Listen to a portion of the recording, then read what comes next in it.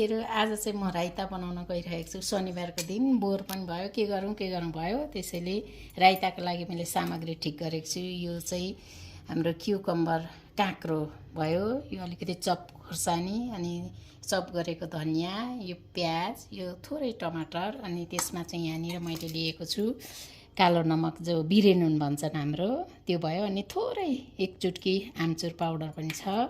अनि यो हाम्रो चाट मसला भयो, यो भुटेको जिरा। अब यसलाई चाहिँ म यसरी यहाँ भाँडामा यसरी मिसाउँदैछु सबै एकै ठाउँमा। अनि त्यसपछि अब सबै सामग्रीहरू एकै ठाउँमा राखेर यसलाई बनाउन एकदमै सजिलो छ। आज गर्मी पनि भयो, घरमा के गरेर बस्ने भन्ने कुरा पनि भयो। त्यसैले म यसरी यो सबै चिजलाई यसरी यो भुटेको जिरा यसरी थोरै थोरै, अनि चाट मसला भयो। अब यसलाई यसरी मिलाउने।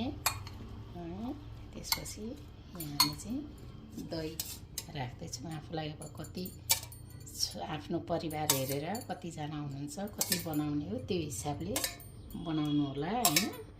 एकदमै मिठो हुन्छ, छिटो पनि हुन्छ, स्वादिलो पनि हुन्छ यो बनाउनलाई चाहिँ।